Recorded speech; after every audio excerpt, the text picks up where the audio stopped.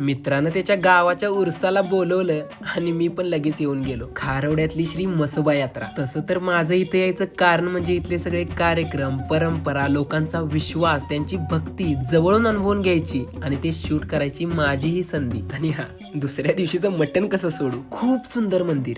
जाऊन पहिला तर म्हसोबाच्या समोर डोकं टेकायचं होतं. आतमध्ये भजनांचा नाद सुरू होता आणि समोर होती म्हसोबाची दिव्य अशी मूर्ती. देवाच्या जवळ उभारूनच आरती केली. तो घंटीचा नाद, टाळ्यांचा ताल आणि एका सुरात चाललेल्या आरतीचा आवाज मन प्रसन्न करून उद्याच्या उरसासाठी उत्साह निर्माण करत होता. उद्यासाठी चाललेली तयारी त्या एका व्यक्तीच्या निदर्शनाखाली. मंदाताई, स्वानंदची आजी, मागच्या 30 वर्षापासून मंदिराच्या बिनविरोध अध्यक्षा. यांचं काम तर चालूच होतं.